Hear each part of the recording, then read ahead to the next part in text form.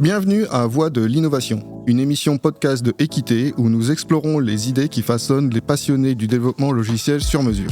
Je suis Romain Rosvik et aujourd'hui nous allons rencontrer des personnes extraordinaires dont leur passion a transformé leur manière de travailler et d'innover. Je suis Montagne Marteau et j'ai participé au podcast d'Équité. C'est parti. Et ben voilà, parfait.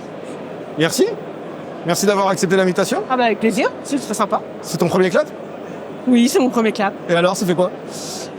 Tu vois, je me suis surprise parce que je savais pas, c'est ça, tu vois. Ah là là, c'est pas vrai. Non, ça va aller. Qu'est-ce que tu fais comme métier? Tu viens d'où? Je viens de Toulouse, mais ma région d'origine, c'est le Nord. Donc, je suis contente de revenir là, pour Devlin. D'accord, mais comment ça se fait que tu as déménagé à Toulouse alors? Mon premier boulot. Ok. Ouais. Tu faisais quoi alors sur l'île? En fait, moi, je viens de Maubeuge, à la frontière belge. J'ai fait mes études là, j'ai fait mon lycée, etc. Après, je suis partie en école d'ingé à Compiègne. D'accord. Rester pas trop loin, même si c'est la Picardie, voilà. Et après, mon premier boulot... C'est l'Oise, Compiègne, ça passe. Oui, ça va. C'est le nord de Paris. ouais, c'est ça. Toulouse, de toute façon, c'est le Grand Nord. Oui, ça, j'imagine. Oui. Bon, ok. Je t'en prie, vas-y. Donc, tu étais à Compiègne, dans l'Oise? Ouais, école d'ingénieur. Et après, l'UTC. Et puis après, filière biomédicale. Biomédicale. Ouais. Et ensuite, une thèse sur Poitiers, toujours dans le médical. Ouais. Sur les EEG, en électroencéphalogramme. Ouais, je vois. C'est ça, traitement du signal, traitement de l'image. Ouais. Et après, j'ai commencé à bosser sur Toulouse et je suis restée à Toulouse. Et t'es resté à Toulouse? Ouais. Ok, t'as fait le résumé. Alors, maintenant, c'est quoi ton métier? Mon métier, au jour d'aujourd'hui, je viens de me lancer à mon compte. Et donc, j'accompagne les entreprises sur toute leur stratégie produit business. Mais comment j'en arrive là? Parce que c'est ça qui est intéressant quand même. Bah oui, c'est ça. Voilà, c'est ça. Et parce que je travaille surtout dans les entreprises en medtech. Et donc moi j'ai fait ce que je disais tout à l'heure, une thèse sur les EEG, donc dans le biomédical. Oui. Et après j'ai continué dans un gros groupe aussi sur la partie développement logiciel, mais sur le dossier patient. Et puis après dans les startups, et dont une startup sur de la data de santé. On fournissait un logiciel qui permettait de faire des cohortes de patients de la recherche. Donc soit de la recherche académique, donc par exemple des projets européens avec des universitaires, soit de la recherche industrielle avec des grosses boîtes, surtout des boîtes de pharma ou d'IA, et qui eux ont besoin de données. Et les boîtes de pharma, ça va être tout simple, mais elles ont besoin de data par exemple pour savoir là où il y a le plus de morts, là où les traitements marchent moins bien, pour aller chercher des médicaments sur ces pathologies-là, plutôt que celles où en fait ils vont arriver et il y a déjà des choses qui marchent assez bien et ça sert à rien d'y aller, quoi. D'accord. Donc voilà. Donc sur de la data de santé, moi. Ça, c'est bien ce que je... C'est ça. Alors, pour rien te trahir, ma chercheuse en intelligence artificielle sur une autre société que j'ai, elle est aussi là-dedans. Ok. Donc je vois à peu près l'écosystème. Alors, je ne fais pas tout. Non, en fait, je ne fais rien. Mais en tout cas, elle arrive à vulgariser pour que ça soit un peu... Donc je vois très bien ton écosystème. Et donc là, tu es sur... tu es sur Toulouse, tu reviens là sur l'île pour le Devlin. Ouais. Tu connaissais Devlin avant ou pas? C'est une découverte. Ça fait 5 ans que tu viens? 15 ans? Non, c'est la première fois que je viens à Devlin. Oui, c'est ça. Et raconte-moi comment t'as fait. Dans mon écosystème à moi, j'étais surtout dans toutes les confs agiles. Et donc connaître les comptes Agile Tour Toulouse et puis après Agile Grenoble, voilà. Et j'ai commencé l'année dernière, j'ai été prise dans un tremplin pour préparer une conf sur de la data de santé et je me suis dit que ce domaine-là, il intéresse aussi la partie tech. Et donc j'ai commencé à postuler sur des confs tech. Et donc je me retrouve à Devlin et je suis trop contente. Et ben voilà. Voilà, c'est ça. C'est super cool. Ouais, c'est cool. T'as postulé pour Agile ou pas? Non. Agile, non, je l'ai pas fait. Ah bah. Non, je reviens même pas l'année prochaine. C'est dans une semaine en plus. Hein. Ouais, c'est ça, c'est la fin du mois. Ouais. On pourra faire ça l'année prochaine alors. C'est ça, ouais. Super. Et donc là, t'as fait ton talk. Oui. Ça s'est bien passé. C'était quoi ton ressenti? Est-ce que t'avais... Alors, tu sais, tous ceux qui ont des docteurs, les machins, ils ont assez confiance, j'ai envie de dire, en eux quand même, parce que il y a quand même une âme pédagogique qui existe au fond de chacun. En tout cas, c'est ce que j'ai remarqué. T'avais de l'appréhension ou tu voulais vraiment t'amuser? Un peu d'appréhension. Ah, quand même. Après, c'est la deuxième fois que je le fais, ce talk-là. Donc la première, j'avais vraiment plus d'appréhension. Là, j'étais quand même plus sereine. Et ce qui est rigolo, c'était le côté... normalement, je tiens pile les 45 minutes, j'aurais pas de questions. Et puis là, je me dis, j'arrive à la fin et je fais, comme vous voulez, en fait, c'est l'heure du repas, donc vous pouvez y aller si vous voulez, mais est-ce qu'il y en a qui ont des questions? Et là, je vois les mains se lever, je fais, je suis contente, en fait, parce que je suis intéressée. Voilà. Donc voilà. Donc moi, je vois que maintenant, je suis même prête à me lancer sur les questions, donc c'est cool. Alors, pour rappeler à nos internautes, ton sujet sera diffusé aussi sur YouTube avec le Devlin. Ouais. Et pour te retrouver, c'est quoi l'intitulé? La santé a-t-elle peur du cloud? Et alors, elle en a peur? Oui, oui, voilà. C'est ma conclusion. Oui, la santé, elle a peur du cloud. Oui, mais pas parce que le cloud, c'est dangereux. Oui. C'est juste parce que la santé, c'est des données qui sont sensibles, qui sont complexes, qui sont vitales. En fait, quand on peut pas faire n'importe quoi, ça a des conséquences sur des vies humaines. Et donc le but, là, c'est de savoir un peu cadrer les choses, que d'un point de vue légal, il y a tout qui existe pour pouvoir traiter la donnée de santé avec le RGPD, etc. Mais que le cadre existe, en fait, on peut le faire. C'est pas un cadre qui empêche, c'est un cadre qui permet de traiter les données de santé. Après, le cloud, c'est aussi tout ce qui est hébergement de données de santé, ou qui sont les hébergeurs. Donc, les 90%, je crois que j'ai été regarder les stats, c'est sur 170 hébergeurs de données de santé qui ont toutes les certifications, etc. Il y en a, ou 180, il y en a 160, c'est des Français. Et il y en a 20 sont des étrangers. Sur les 20 étrangers, il y en a 12, c'est des Américains. Et donc, en fait, il y a quand même tout ce qui est Cloud Act. Les Chinois, ils ont la même chose, ils ont l'équivalent. D'accord. Qui fait que si on héberge nos données chez eux, ils peuvent quand même avoir le droit, dans le cadre bien précis, mais d'aller regarder les données. Donc, c'est des choses auxquelles il faut faire attention. Tout à fait. Je parle aussi cybersécurité. Ouais. Et sur le fait que... je donne l'exemple d'un hôpital de mon coin, là, de Dax, qui a été attaqué avec un ransomware. Et j'ai l'impression que tous les hôpitaux se font attaquer. Hein, ça, c'est une vraie...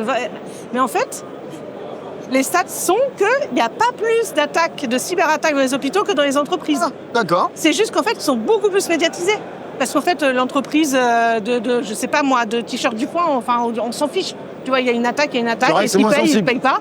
On sait rien, on n'en parle pas à la télé, en fait. Alors que les hôpitaux, on en parle. Mais sinon, les stats sont les mêmes. C'est les mêmes. Ouais. D'accord, il n'y a pas des cibles particulières. Non, en fait, les hackers, ils sont plutôt en mode je tente et je vois là où ça passe et après, je découvre où je suis. Ils n'en savent rien à la base.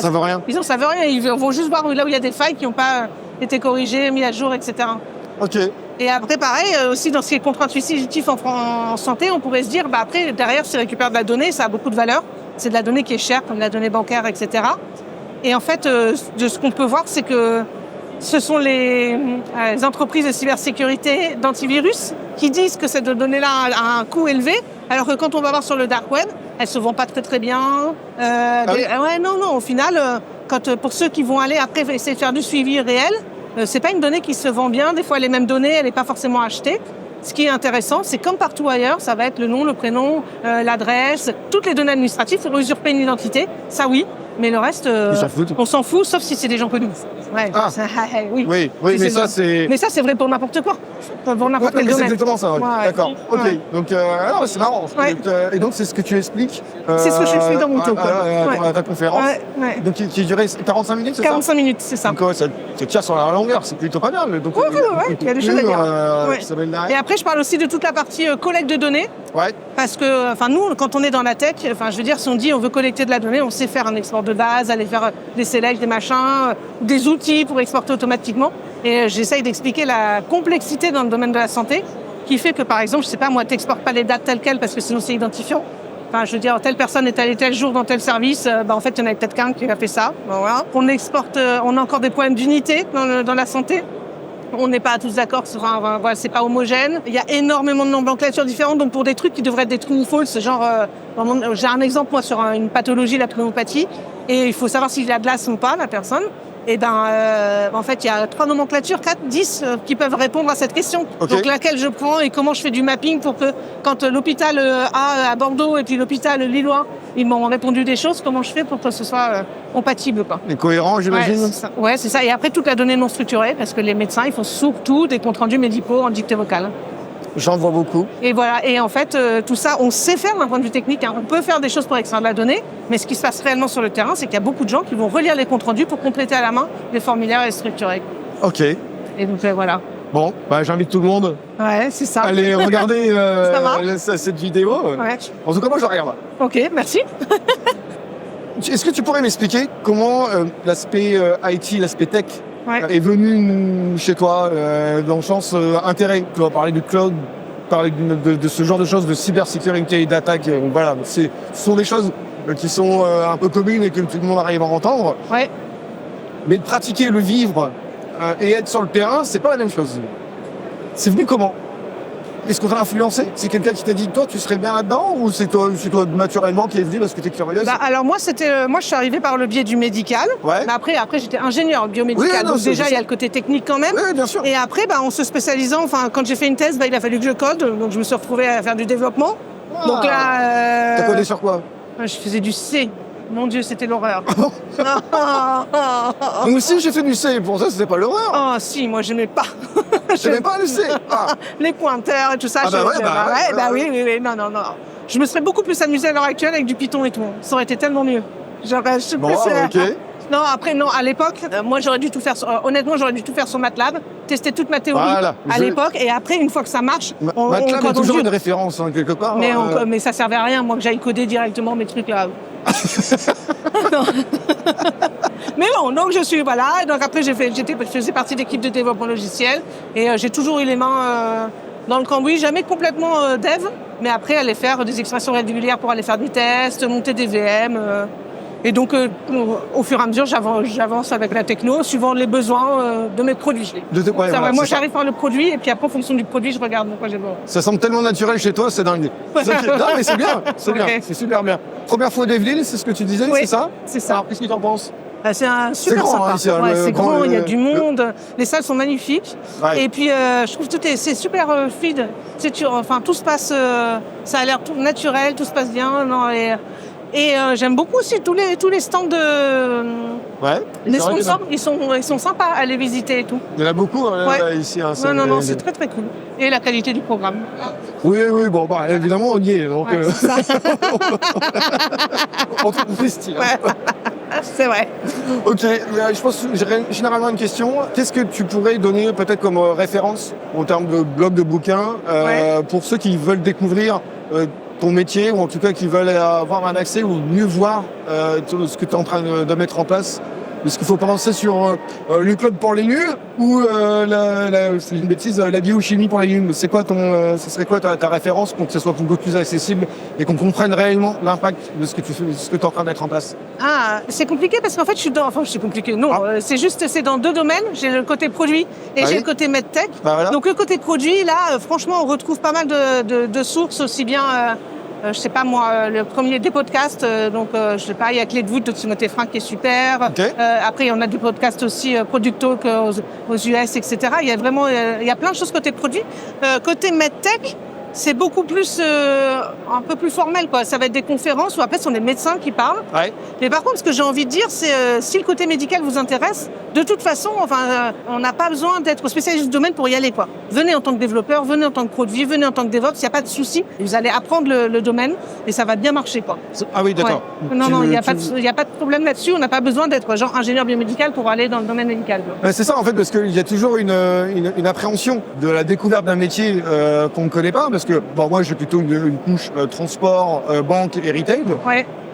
Ton domaine, moi, m'impressionne beaucoup. Ouais.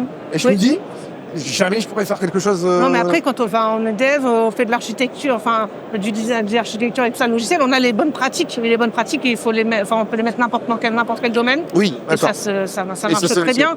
Et de toute façon, après, sinon, on n'a pas assez de développeurs. On a besoin que nous fait les gens.